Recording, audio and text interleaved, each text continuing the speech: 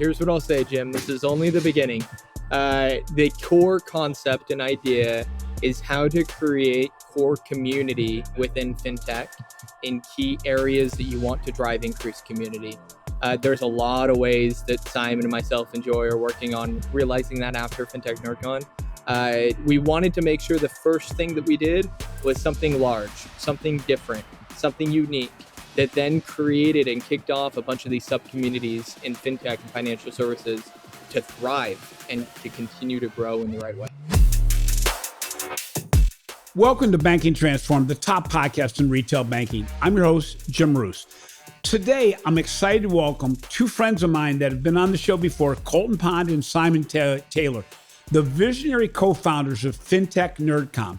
It's an event with no meetings, no sales booths, just top-tier networking with fintech operators and builders. It's what happens when fintech passion, Comic-Con type of energy, and a genuine community building mindset come together. So in this conversation, we're going to explore why they believe a fintech conference had to be built that was different than other ones, how they're creating a different kind of community experience, and what banks, fintechs, and ecosystem builders should focus on to succeed in the industry's next phase. So Colton, Simon, thanks for being here again. Colton, we just had you on recently on actually your event in the Bonneville Salt Flats. And Simon, I've had you on a couple of times. We just saw each other in Riyadh at Money 2020. So it's great to see you both again. So lovely to see you, Jim. Hope you're keeping well, my friend. Yeah, I'm doing well. So it's a bit of a background. Fintech NerdCon is taking place on November 19th and 20th in Miami. And it's designed to bring together about 1,000 senior fintech practitioners in a rather intimate, content-rich environment featuring keynotes, live podcasts, technical workshops, hackathons, failure therapy, we're going to get to that, roundtables, and interactive boot camps. So let's start from the beginning. What was the aha moment for both of you that made you both realize that the fintech industry needed another type of conference, another fintech type meeting? And was there a specific event or experience that made you think, we can do this just a little bit better and a little differently? I don't know about better, but definitely differently. I think it's all Alex Johnson's fault. So if you know Alex from Fintech Takes, he said something to me that I'd heard a few times, which is, you do the biannual pilgrimage to Vegas for various conferences, and they're good for sales, they're good for meeting people. But what's the one thing everybody remembers? They remember that dinner, they remember the happy hour, they remember the conversation by Starbucks. And I don't know if you ever saw the movie A Night at the Roxbury, where the whole shtick is they make a nightclub where the outside is like the inside and the inside is like the outside. Well, think about that, but for conferences. What do people really enjoy? It was that great conversation you had with somebody. It was that person you met at the Starbucks or at the coffee shop or at the love sign. How do I make that the whole show? How do I make it the no platitudes, let's go deeper for the real community folks? And by sticking it in Miami, we're doing something on the East Coast. We're doing it right before Thanksgiving. This is the way to cap off the conference season and really consolidate what has been a wild, wild year in fintech. Stablecoins happened. AI is now a thing. And there are still customers that are just trying to struggle to adapt to day-to-day life and all of the pressures they have. But I wanted it to be open, right? Like this should be something where it's equally open to a small community bank or somebody pushing the boundaries at a startup, because we learn from each other and we learn by doing. So that was kind of the genesis, but I've never run a conference before. I have FinTech Brain Food and that sort of stuff. But this guy, Colton, has done a few conferences before, the Salt Flats, and knew a little bit about it. And then Joy Schwartz, who's the third co-founder, used to run all of the events for FinTech Nexus. So she is like a real pro when it comes to this stuff, has run more events than we've had hot dinners. And I went to them and said, I've got this crazy idea. And Colton, being the guy he is was like, let's go, man. That sounds awesome. Well, it's funny you should say that, because Colton, to your point, I know that you've been kicking this can down the road for at least 5 years, because I know you came to me and said, we got to do something. We got to do something. And for Simon to come up, and he must have just hit you at a good time, because you've been dying to do this, and without really, it's finding the time, as Simon said, to find the people to put together. This really is a culmination of what you've been trying to do in the marketplace for some time, outside of, I'm going to call it your day job, but it's still part of the day job. That's spot on. And I'm the kind of person who I read every single brain food article that Simon sends out. I go through Alex Johnson's Fintech Takes, and I read all of them, and I nerd out on them, and I shoot him a email, and I say, Alex, this was awesome, this and this and this.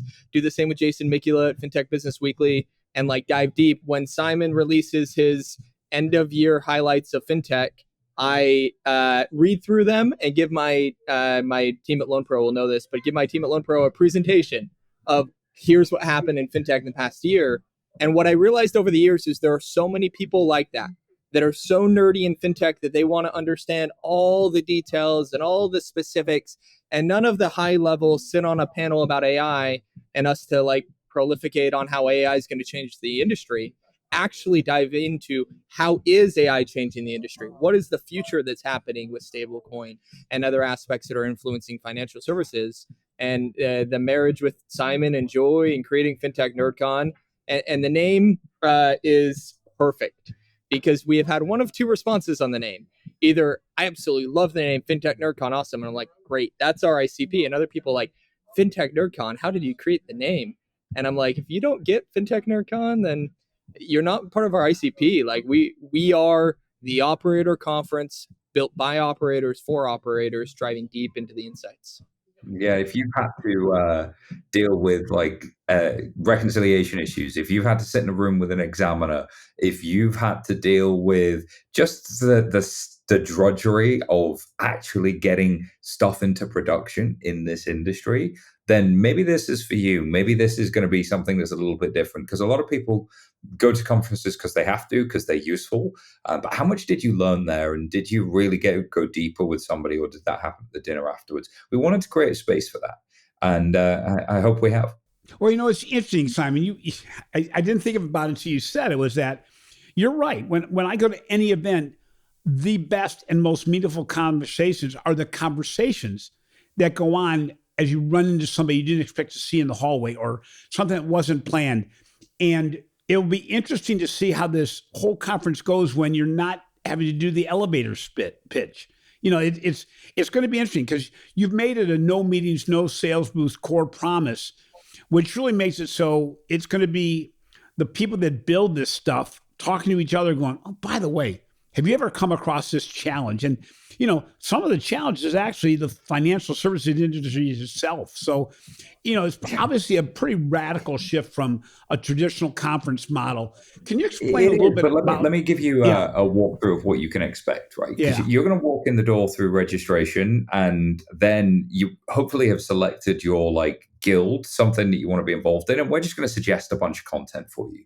We have a main stage that seats about 450 people, and we're putting on the highlight reel of what we believe are some of the most interesting, in-depth conversations you can have in the industry. Like with the co-founder of Nubank, can they really crack America? With the new CEO of Opendoor, how the heck are you going to reinvent real estate? How's that possible? You were the former COO of Shopify, you've got some creds, but is this really going to happen? Or with the CTO of Wise, hey, you've done everything in cross-border. You said no to stablecoins, and now you're adopting them. What changed, man? Those are that type of conversation, really raw, really real conversations. But we've also got some demos. And so Colton's going to be leading this. Thanks to Loan Pro, we've got a demo stage where people are going to actually be showing this is how you solve a problem. Not this is how our product works. Exactly. No, not our product, but what's behind the scene. Yeah. I'm really, really stuck on reconciliation from this type of problem. Here's how you fix that. Or here's how you make sure that we have briefed everybody doing the demo that if you do a pitch, then you don't get to come back next year. It's not allowed. This is about solving a problem. And then we have everything. So Plata doing a half-day vibe codathon. So this is, there's always something you've wanted to build. here's 4 hours with just some of the best people, some of the best tools. Let's just go build that thing and try and solve a problem together. It's interesting, Simon. You mentioned about the hackathon, the build-a-thon. You're going to be doing this with people that have actually done it before, as opposed to picking students from the university and trying to create something in an industry that they're not familiar with. These people are going to be building something knowing what is broken in their organization before, or maybe sharing within each other. Oh, geez, you don't want to go down that path. We did that when we were building. It didn't come out really good. And that's the key point, right? Like, is the peer learning from each other. Somebody asked me the question, how do you do code security reviews when 90%, 95% of your code was generated by AI? Like, everybody talks about wanting AI code gen tools, but what does code security review look like if it's generated code? That is a classic example of the type of thing that we're really getting practical about, because that's the kind of thing you need to do before this stuff can go to production. And look, there's also the chief AI officer at Chime, Dennis. He's going to do like a full 90-minute session on how he's using AI inside of Chime today. Where do you go to get that kind of learning? Yeah. If I'm in a financial institution, where do I get 90 minutes with Dennis to see what's working for him? And then where do we go and have that conversation afterwards about what's working for each other? And that's where if I could clone myself, that's where I'd want to be, is like really dealing with the operators, having these conversations. And we've set up countless roundtables. 25 different roundtables on these subtopics. And what we're doing is we're only running the main stage from sort of 8:45 through to midday. Then we're switching it off. There will be no main stage content. There will only be side stage, so main quests and side quests. You spent the whole afternoon doing side quests. You are just running around, getting EXP, just trying to learn about the industry, network. We do have networking spaces. So no meetings, because I don't know about you, but like my diary gets kind of nuts in these things. I wanted to create a space in which all of the meetings you had were organic, that you would bump into somebody that maybe you didn't know that well. And how could we create that space? So I created 2 lounges. One's the introvert lounge, which, sometimes you just need to sit and be left alone by yourself. And hello, I quite like that occasionally. I like to go be a hermit. And if you want to be that, then just go decompress for a little while. We've got a nice relaxing space for you. Take a work call if you have to. I don't want to see both. I don't want to see both of you there because you're overwhelmed already. I don't want to see you guys in the introvert lounge. I'll tell you that. And then there's the extrovert lounge. And that's the one where you're going to see Colton for sure. He's going to be running that thing. But that's like, hey, he's going to be the bouncer. If I'm standing here, then I want to chat with somebody that I never met before. And I'm just keen to have a conversation. And I think that is where some real magic might happen. Some companies might be born. You might meet your next great hire. Because if you think about Fintech NerdCon, who's the person that chooses to buy a ticket to this event? It's somebody who will crawl through glass, who cares about this subject weirdly enough to read about it on a Sunday and then travel to be around these people. That person is your ideal next great hire. And so you want to be around these people. I really think you do. Cool. So, Jim, what's interesting about that, and Simon, I haven't run this past you, and I'd love your thoughts here. If we think about what success looks like from Fintech NerdCon, to me, it's how many new companies were founded from an idea that they came up with at Fintech NerdCon, or how many people met their next co-founder at Fintech NerdCon. Like, how can we breed innovation in the right way to where we are all in a space sharing unique insights on what the future of financial services look like that create and cultivate innovation? To me, that's success, and which is fundamentally different from many conferences that exist out there. I also think success is that somebody met their next great hire, that somebody built a relationship with somebody they couldn't find at the other conferences. Do you know the amount of people who, there's like 1% of the industry that really runs the world, and when you meet them, and they will all tell you, yeah, I'm trying to avoid the conference circuit this year. Yeah, no, I really got to focus in and get some work done. This is the place for them. And the promise to them is like, well, I'm not going to surround you with salespeople, But the people who are smart enough to walk through this door are the ones that you might want to build a relationship with. And then maybe you guys can do business, but you'll do business on the premise that it solves a problem for you. So I think, like, if I was to just get purely commercial and look at it from a sponsor's perspective, I think we're giving them ROI, not just in terms of brand, but with the most influential people in the industry doing something meaningfully different. Well, it's interesting too, because you go to any other event, most other events, and you're going to get a lot of people that are the salespeople. I mean, you're nothing against Colton, but you're going to get the Colton selling Loan Pro as opposed to the person that developed Loan Pro, and that's not good or bad. It's just a different set of people, which makes it a very dynamic environment where they realize they don't have to do the elevator pitch. They don't have to sell the next person they see.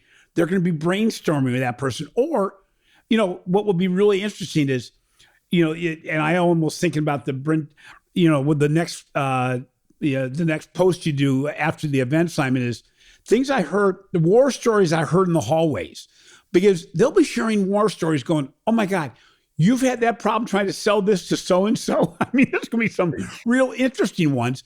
And it's interesting because I was thinking about the meeting where they're going to be building things, is I'm thinking maybe I want to go to that session to give a dynamic going, oh, here's, by the way, the people you're trying to sell in most cases. If you're in this business to sell to the financial institutions or somewhere else, here's the things you're going to be up against that you may not or may already know, because in the daily lives of these people, what are they trying to solve for? Who are they what is the one thing you may not be thinking? It's almost like a financial institution, bringing in compliance at the end as opposed to the beginning. Let me get that out of the way as part of the building process. How do you make it so it actually sells as opposed to being just something really cool? I think that's the kind of insight I'm really, really looking forward to, kind of people getting from it. It's like, how do you learn 5-10 years of industry context in just just like that, by putting the best people kind of around each other? Well, my personal favorite session is called Failure Therapy. And this is where we have folks that, for example, we have a company founder who had to close their company and let all of their staff go, and then go get a corporate job, talk about what that felt like and what they learned along the way and how they got back up and how they're now delivering some of the most impressive products for a large corporation in fintech. And they've materially transformed that business and the velocity that that product delivers with and that company delivers with. And so, like, this is just the kind of stuff that unless you know that person, you'd never get access to. And then here they are willing to do it, but they're only willing to do it in this stage at this time. That to me is wow. It's powerful. Crazy because it's also looking at another dynamic, which, you look at some of the companies in the UK and what you don't know about banking. You guys both know that, it's great to build these great solutions, but if you don't build with a banker's mindset, it's going to have a hard time, and it's getting more and more difficult. Or how do you get funding in today's world?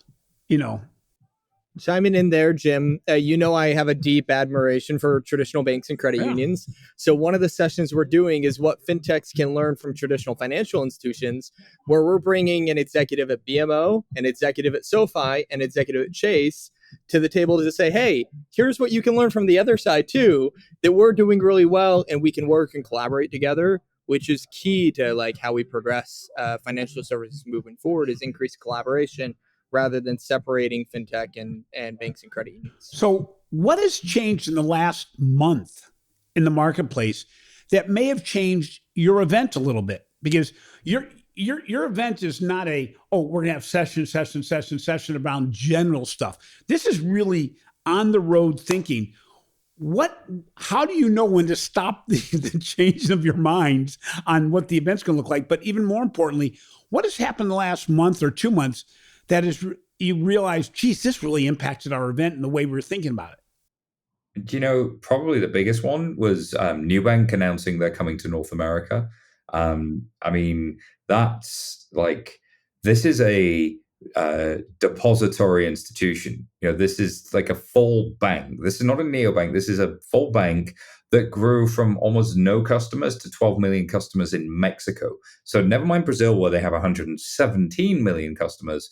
This is a brand new market, and in about 3 years, they've gotten from 0 to 12. And and I know, and Colton definitely knows how few organizations in the United States know what Nubank is, knows what Revolut is. Another one that's going to be coming to, maybe I'm going to say may be finally coming to the U.S. We've heard these lines before, but the reality is it's a very tough marketplace, but it's not impossible.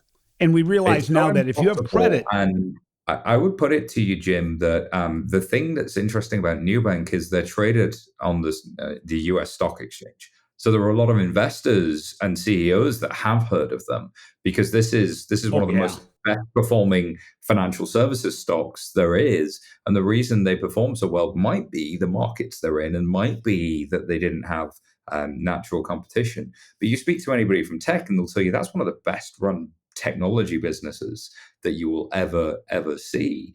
And the best part about this is they publish all of their blogs, and they're willing to kind of share some of this stuff, so you can learn a lot in the process.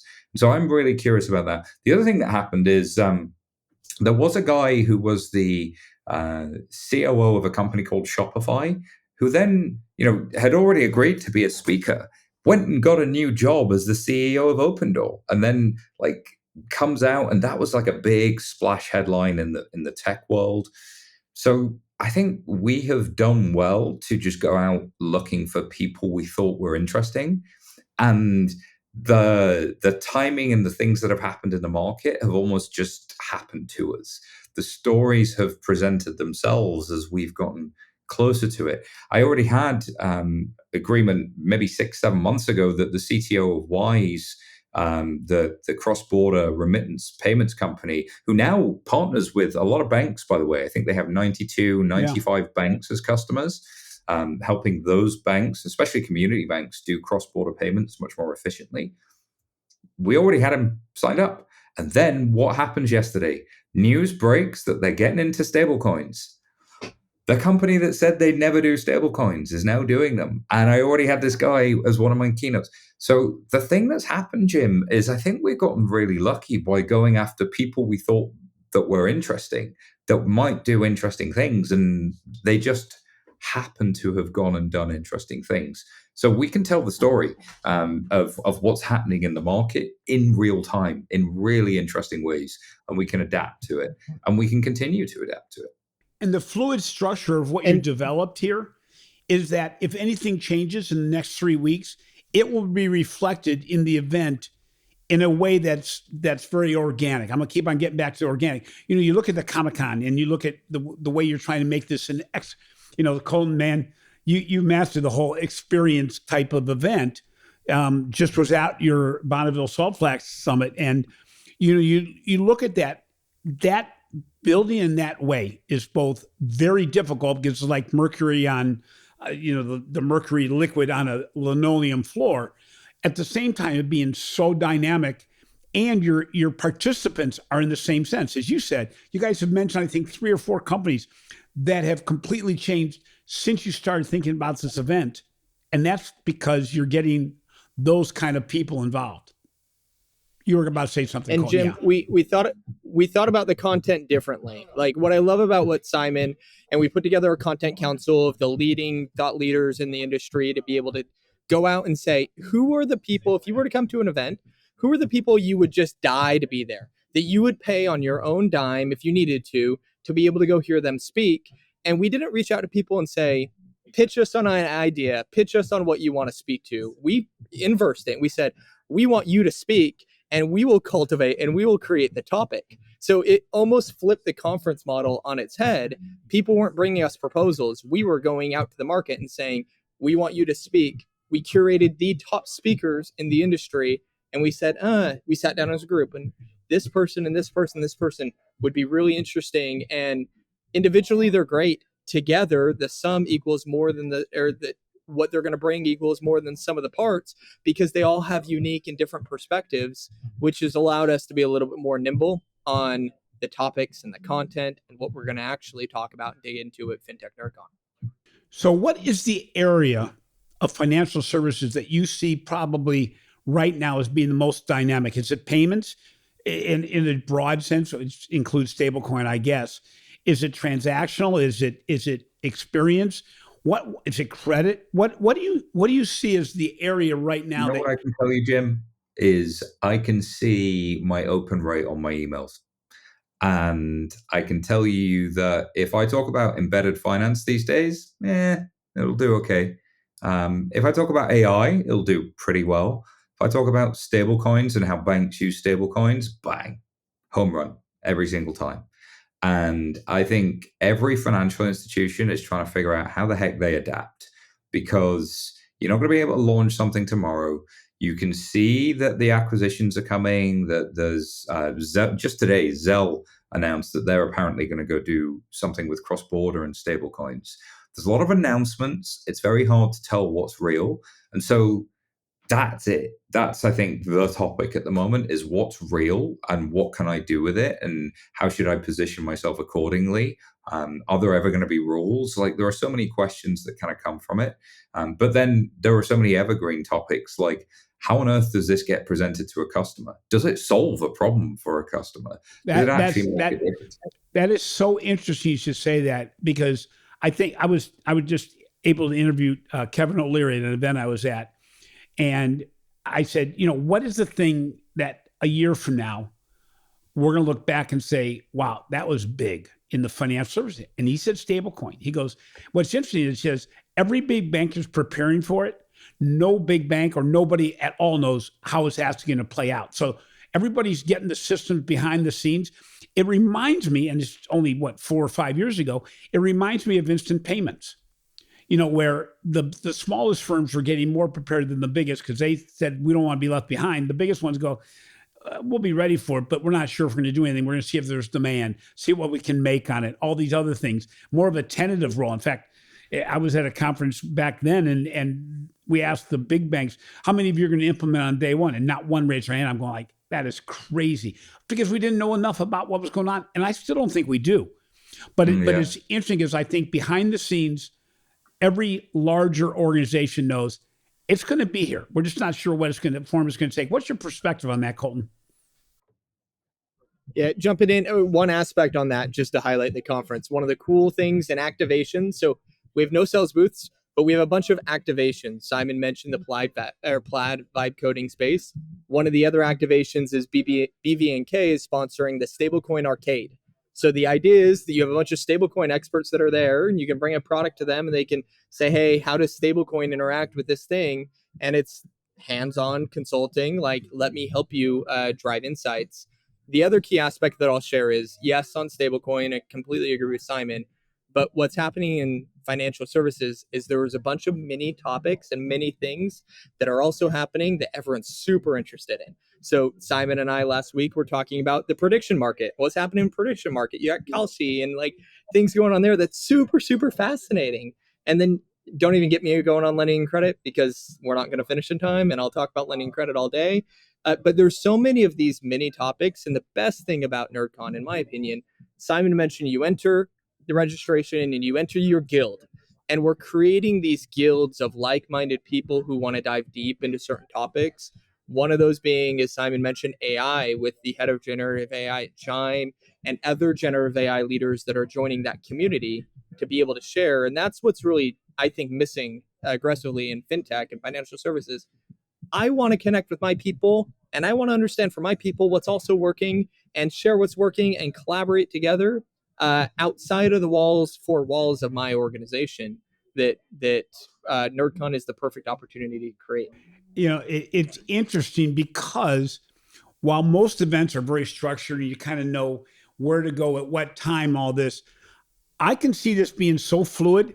This is going to be like a 24-hour conference for 3 days. I mean, people are going to be hard. It's going to be hard for people to turn off any element. And what's going to be interesting too is the community that's going to be developed out of this. These conversations are not going to stop at the event.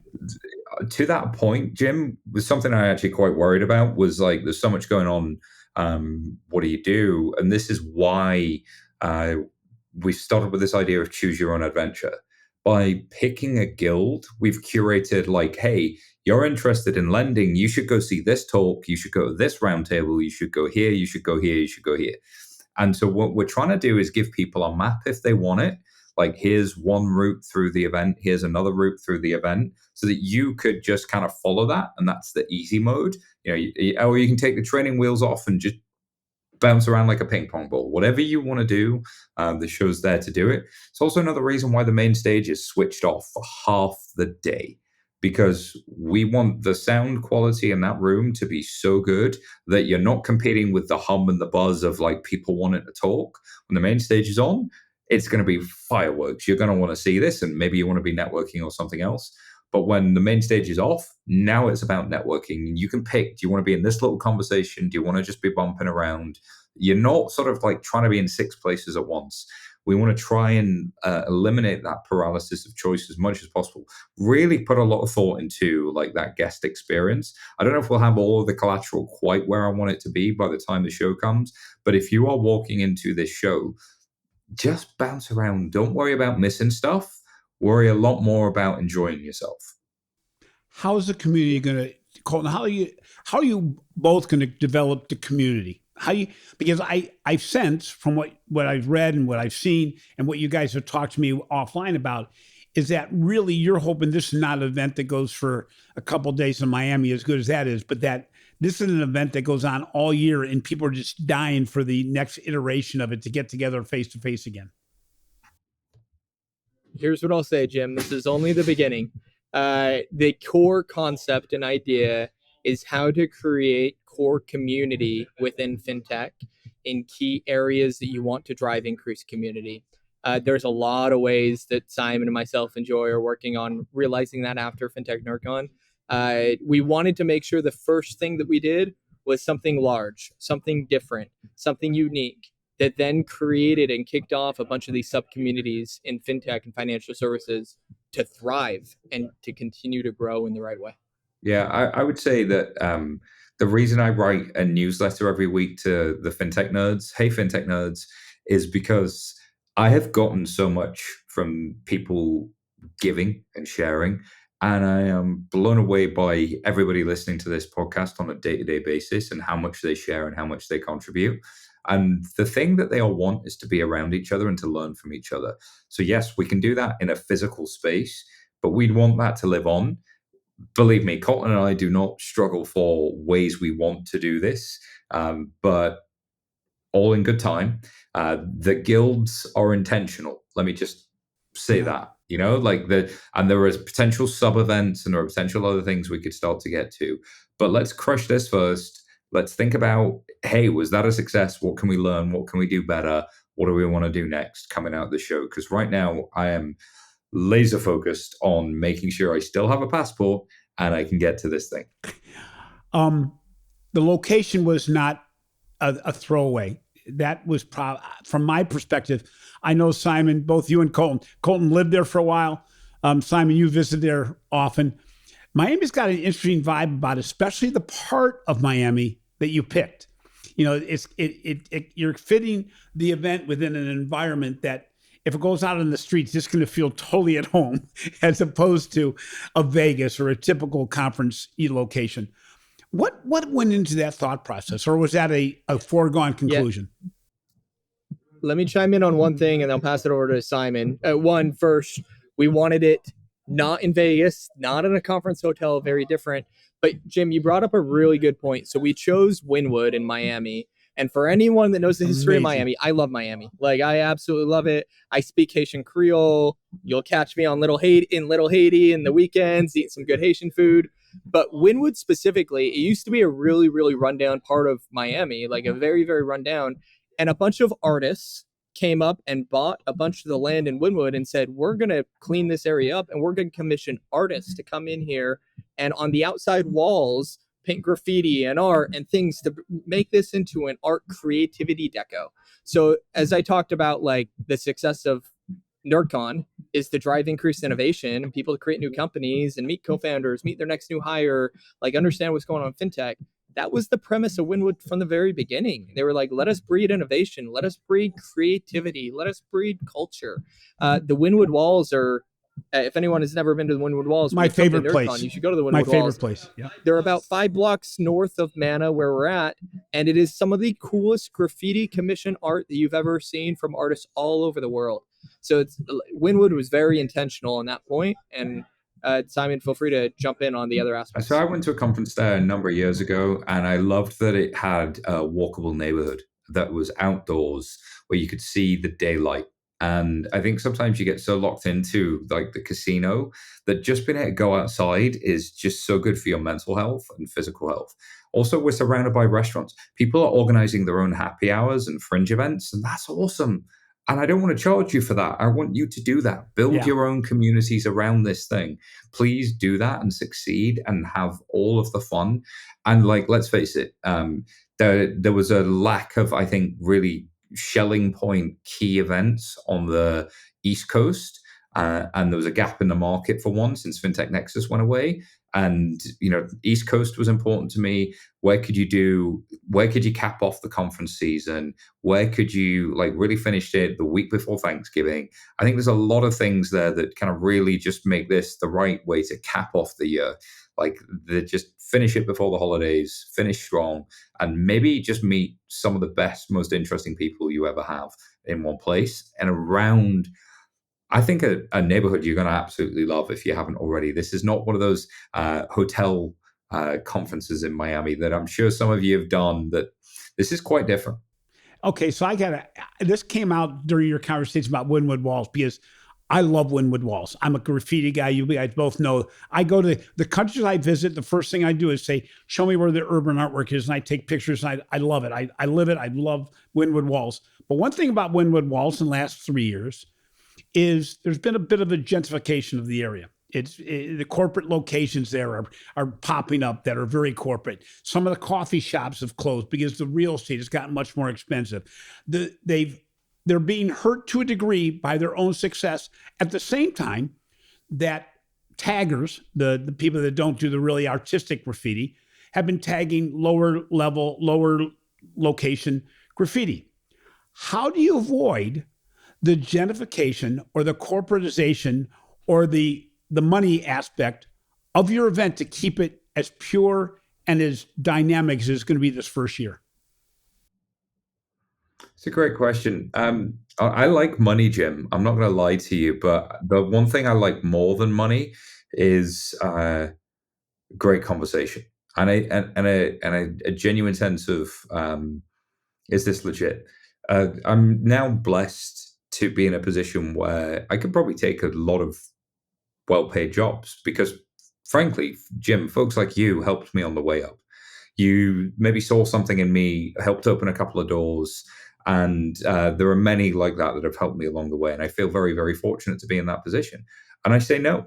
I say no every single time because I optimize for learning. And I think that I'm still able to provide for my family. I'm still very fortunate that I don't struggle. Like I am blessed beyond belief. So I don't need to. And Colton, I think, aligns with me on this, that we own the business and we wanted to create something really different. So look, if a sponsor comes to us, we tend to go, okay, that's what you want to do. How can we make it NerdCon? And how often do you work with an event that goes, okay, yeah, but how do we make this really work for our audience?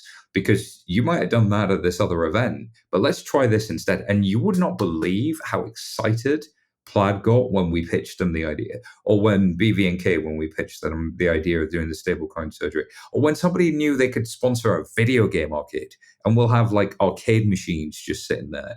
And you would not believe what Colton has in mind for Loan Pro and some of the stuff they're going to do. Like if I do, but you have to ask them every 24 hours because it's going to change.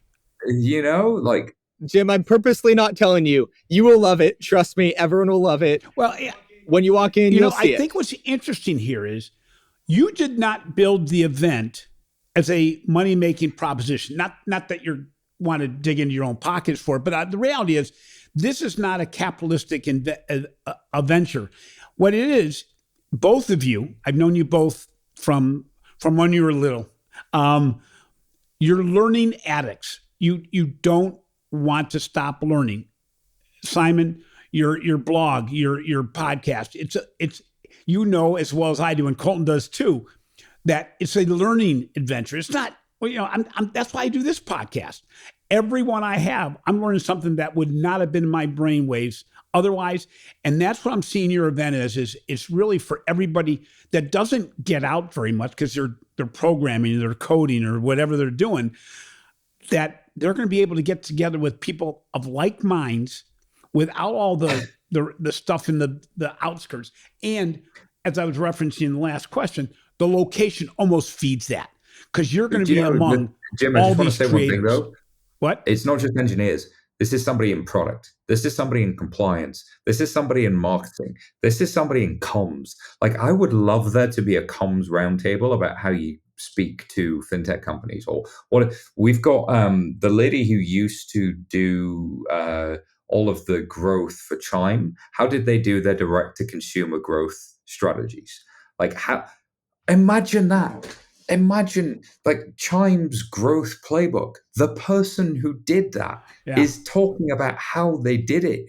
How many banks at the moment want to know how to do mobile customer acquisition and reduce their cost of acquisition and do digital only servicing? Here is the best person on the planet to answer that question in a US context. And you get to learn from them. Jim, like you, I'm a learning junkie. And I think if you're learning all the time, that's just fun, isn't it? Maybe that's just me, but I just Well, you both know my story. 16 years ago, I said I don't want to become obsolete because of my age alone. And so becoming non-complacent and getting involved all this time and continually creating something makes me can do that. So Colton, this as I said, we talked about this 5 years ago. It's some version of this. It wasn't this by any means, but it was certainly looking at saying, how do we build that next thing? You've done this at Loan Pro. You're doing it here with Fintech NerdCon. How are you going to define success? When we get together a month from now, a month and a half from now, how are you going to define success? Yeah. So if I look a month from now, it's tied very deep, as Simon mentioned, to engagement at the conference. There are a lot of conferences out there. And Jim, I have been to almost every fintech conference imaginable. I've seen it all. I've seen everything. There's some great conferences out there. But what we are driving, what we are creating is people to dive deep into the content, into operational insights, into engagement. Not just, there will be networking opportunities, as Simon mentioned, but like how to learn. And if there was an ability for me to take everyone's brain at the very beginning as they walk through the door the first day and measure their learning, and then when they leave, measure their learning, that would be the metric. It's like, how much did we learn? How much did we grow? How much did we build the fintech community in the right way? And that goes to the premise of, like Simon mentioned, builders. That's who's going to be there. Key builders and operators. Get better at your craft. There's an idea in video gaming, Jim, called EXP, or experience points. And I genuinely did think about, like, per activation, what EXP do we give people, and how does that stay with their avatar as they go throughout the show? That would have been quite difficult to build. But holy crap, could you imagine if your avatar was gaining EXP points for every conversation you were in and building different networks and getting new skill points? Man, like, the video game metaphors are actually super useful for deconstructing, because video games are like better versions of like mini tasks, and they are constructed to be addictive to run through that learning process. And I'm trying to bring that idea to NerdCon of, like, what are all of the little triggers I can use to get you addicted to learning? So give everybody a band the way Disney has done and track their path. Because at a typical conference, people have distinct ways as where they go, and others do the same. It's very very defined. It'll be interesting to see if you gave the bands how much it looks more like a spider web as opposed to flow, because it's not going to be flow. I mean, the way you describe it, the success can be defined by how concentrated is this spider web, where people, you can tell, are not defined by where they're going, but where they end up. And also one of those things they have at the airport bathrooms that you can do a happy face, sad face, or a blank face. How many happy faces get pushed as they leave the event every day? But it's guys, a lot of fun talking to you. This is, as you know, Simon and Colton, I both talked to you offline at different points saying, I want to be involved here just to be around it more than anything else. As you probably are aware, just like you guys, you don't want to pay for a whole lot of events yourself. This one, I'm pretty excited about being at and being able to participate even on a minor way. But how about the people that are listening to the podcast and want to learn more? How do they register, and how do they get a late registration if best?